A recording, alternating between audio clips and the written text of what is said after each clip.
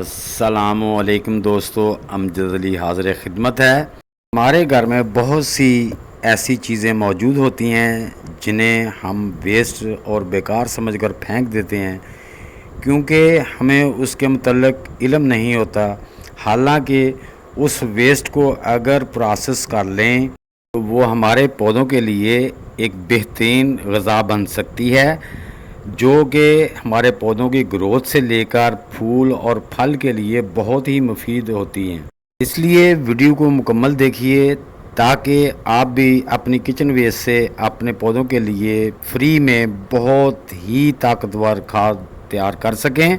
जी दोस्तों, आप जो ये देख रहे हैं इसे ब्लैक गोल्ड कहते हैं, और वाकई ही ये ब्लैक गोल्ड है। ये हमारे पौधों का मुकम्मल तौर पे हार श्रृंगार कर देता है, हमारे पौधों की ग्रोथ, उनकी ग्रीनरी और उनको फूलों और फल से भर देता है। तो यकीन जानिए कि ये वाकई ही ब्लैक गोल्ड का काम करता है। तो दोस्तों, इसको बनाना कैसे है, ये क्या चीज़ है, ये किस चीज़ से बनता है और इसको प्रोसेस में से कैसे गुजारना है कि जब हमारे पौधों के लिए पोस्ट डोज का काम करे। दूसरे नंबर पे दोस्तों, जब हम अपने पौधों के लिए ऑर्गेनिक चीज़ें इस्तेमाल करते हैं, ऑर्गेनिक फर्टिलाइज़र, ऑर्गेनिक स्प्रे, ये चीज़ें पेस्टिसाइड वगैरह ऑर्गेनिक इस्तेमाल करते हैं, तो हमारे पौधों पे बहुत कम बीमारियां लगती हैं, जिससे हमारे पौधों की ग्रोथ बड़े अच्छे तरीके से होती है। तो दोस्तों, ये है चाय की पत्ती, जो हम किचन वेस्ट से अक्सर फेंक देते हैं, उसे बहा देते हैं, ज़ाया कर देते हैं। तो आप अपने घर की पत्ती को भी पानी में से निकाल के उसमें चीनी और जो दूध का असर है वो निकाल दें और उसको ड्राई करके किसी शापर में जमा करते जाएं। हमसाये से मिल जाती है उससे ले लें, किसी होटल से मिलती है वहाँ से ले आएँ। तो दोस्तों, मुझे जहाँ से मिलती है मैं उसे ले आता हूँ। ये देखो, मेरे दोस्तों ने छबील लगाई थी चाय की, तो माशाल्लाह उनकी पत्ती बहुत ज़्यादा, सारा दिन उन्होंने चाय चलाई तो उसकी ये पत्ती मुझे इतनी ज़्यादा मिल गई। तो मैंने इसको क्या किया कि मैंने इसको बाल्टी में डाल के ऊपर से पानी डाल दिया। पानी डाल के जब पत्ती नीचे बैठ गई उसको अच्छी तरह हिलाया, जो चीनी वगैरह का असर दूध का था ऊपर निकल आया, उसको मैंने बाल्टी को ऊपर से पानी उतार दिया, स्ट्रेनर आगे रख के छान लिया। इस तरह मैंने 2-3 बार किया तो इसमें से चीनी ख़त्म हो गई। फिर मैंने इसको किसी कपड़े में डाल के तो हैंग कर दिया। उससे इसके अंदर से जितना पानी था कुछ मैंने उसको दबा के निकाल दिया, बाकी जो मादा पानी था वो भी इसमें से ड्राई हो चुका है। तो अब इसको करना क्या है, अगला प्रोसेस क्या है दोस्तों, इसके और भी बहुत से प्रोसेस हैं, बहुत तरीक़ों से आप अपने गार्डन में इस्तेमाल कर सकते हो, वो भी मैं इंशाल्लाह आपके साथ बहुत जल्द शेयर करूँगा। अब इसमें से दोस्तों दूध और चीनी निकल जाए, वो इसमें नहीं होना चाहिए। तो इसको ऐसे, यानी देखें, ये देखें, आप उसको मुट्ठी में ऐसे लेके दबाएं तो उसमें से पानी ना निकले। जब इस कंडीशन में आ जाए तो तब आपने इसका जो है ना आगे वाला प्रोसेस शुरू करना है। तो अगर उसमें पानी बाकी है तो फिर दोस्तों उसको जो प्रोसेस है उसमें टाइम ज़्यादा लगेगा। तो जब आप ऐसे तैयार कर लें, इस तरह तैयार हो जाए, तो आपने एक कोई भी थैला लेना है जिसमें हवा का वेंटिलेशन हो जाए। उसमें मिसाल के तौर पे आप आटे वाला जो थैला होता है छोटा 10 किलो का, वो भी ले सकते हैं।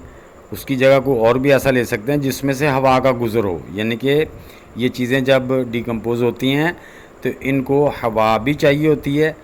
तो आपने इसको उस बैग में भर लेना है अच्छी तरीके से। ये देखें, जिस तरह मैं भर रहा हूँ आपने भी उसको बैग में इस तरह से भर लेना है। तो दोस्तों, जब हम बैग में भर लेंगे तो उसके बाद इसको तकरीबन आपने शेडी एरिया में रखना है, यानी कि आपने इसको धूप में नहीं रखना, इसको शेडी एरिया में रखना है जहाँ पे सनलाइट ना हो। तो जब ये आपने थोड़ा भर दिया इस तरह से, आपने उसका मुंह इस तरह से आराम से ढीला सा बांध देना है ताकि आपका जो थैला है वो गिरे और ये हमारा मटेरियल जो है वो बिखरे ना।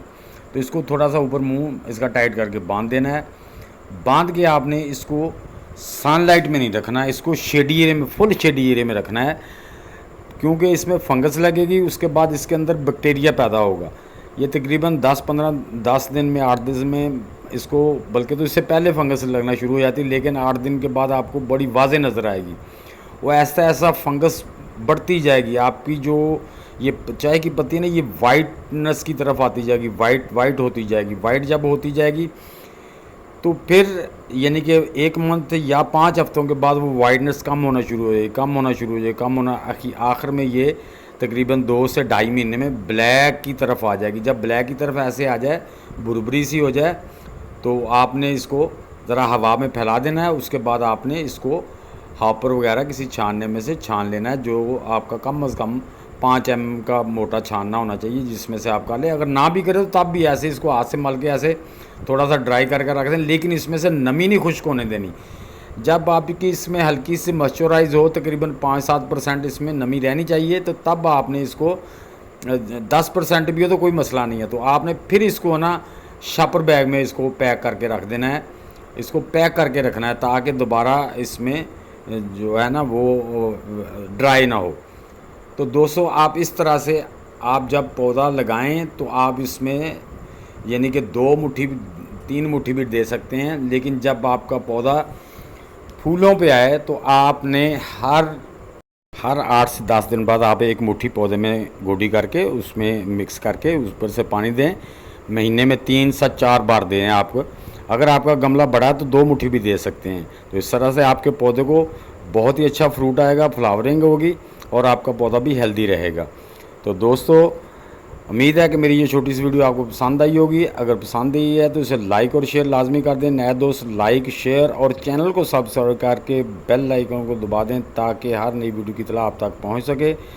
तो दोस्तों इंशाल्लाह मिलते हैं नेक्स्ट वीडियो में। तब तक के लिए आप सब दोस्तों को अल्लाह हाफिज़।